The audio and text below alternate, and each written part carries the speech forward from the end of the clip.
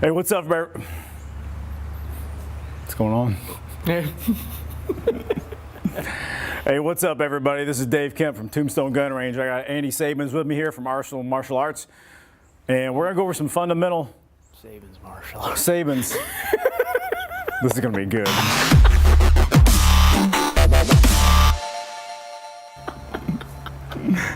Mock. Yeah. Woo! Hey, what's going on? We're professionals. We do edit, right? You do this for a living? Anyway, hey, what's up, everybody? My name is Dave Kemp from Tombstone Gun Range. This is Andy Sabens from Sabens Martial Arts.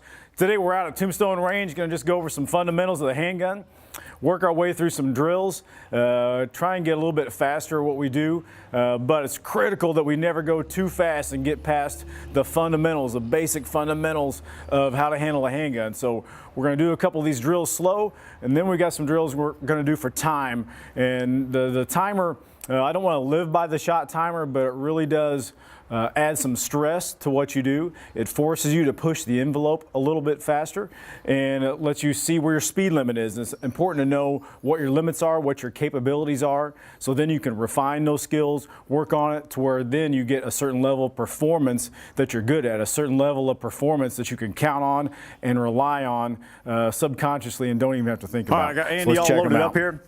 This first drill is just, it's real basic. It's one shot from the holster. So there's a lot of things going on here. You just start with your hands in front of your body, relax, you wait for the buzzer. All right, one shot from the holster, stand by.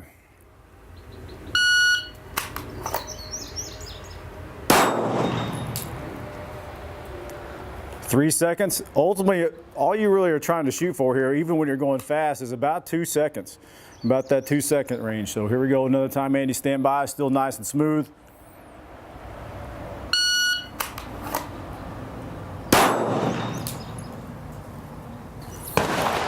All right, here we go. We're gonna do one shot, reload, one shot. I'm low ready. Stand by.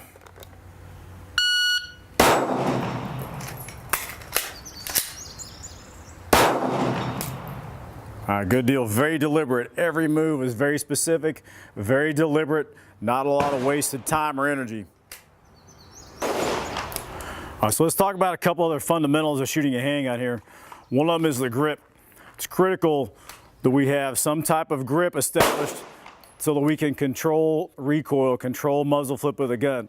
Now, if you're just gonna come out and shoot one shot, like Andy's doing, to be honest, your grip really isn't that critical.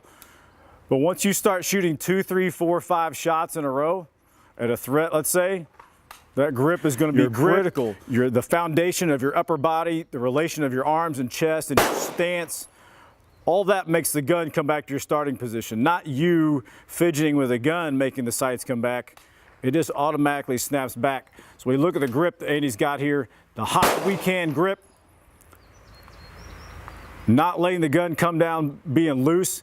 And just remember that gun's going to follow the path of least resistance. So if your grip is weak on the left side, you're going to have a big tendency as a right-handed shooter to push those shots to the left. If there's not any resistance on the weak side of that gun, that might be where the tendency for some of your shots to go is to your weak side. All right, so I want to talk about this second sight picture real quick. So after you get one shot on target,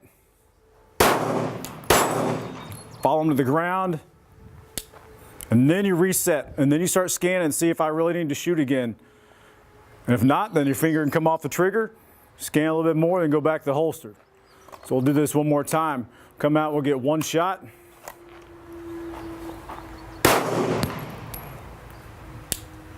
We reset it, scan, see if I need to assess if I need to shoot anymore, then come back to the holster. You don't have to go Chris Costa here and rip your head off looking around all over the place for threats. I mean, seriously analyze what you're looking at. Slow down in your scan so you can actually see. All right, now we're going to do some transition stuff real quick. We got a couple action target steel plates out here, 8x12 steel plates, and we're going to transition from the right side to the left. One shot on each. Pat Rogers, who says everybody gets first before they get second. So instead of shooting one target 3 times and then transitioning to the other one, Let's get one round on each of them first, then we'll go back and analyze and see where our threats are at. So we're going to shoot one round on the right steel, then one round on the left, whenever you're ready, Andy.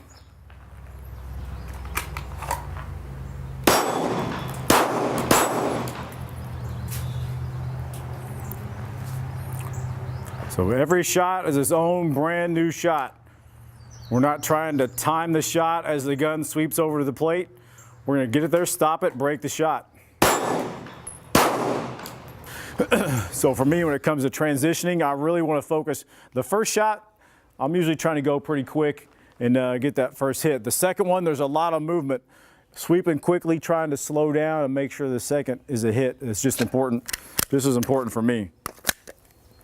So I'll go from the holster here, come out, front sight, slow down, make sure I get my second hit on that one. Hits are important in all of them, but for this drill, we're really focusing on slowing down and getting our sight picture good on that second target.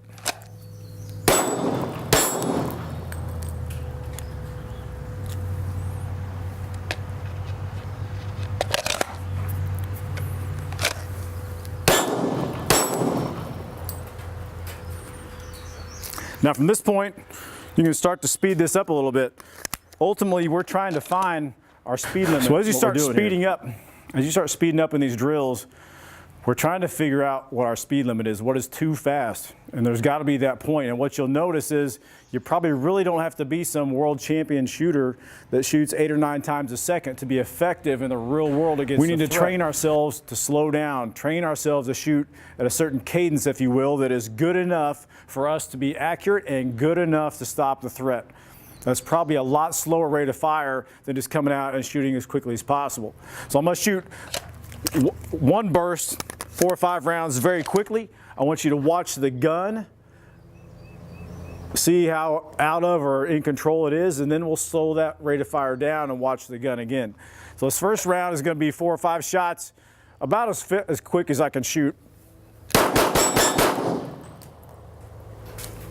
The next 4 or 5 shots, I'm going to slow it down to that rate that's about 1 or 2 shots a second. And we'll watch the gun, see if it looks more controlled to you.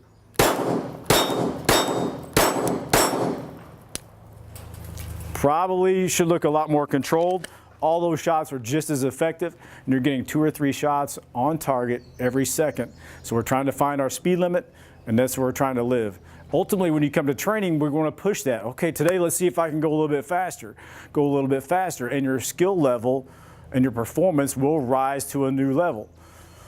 Then you get that level of performance locked in to where that's natural for you, and then you push it a little bit more, push it a little bit more.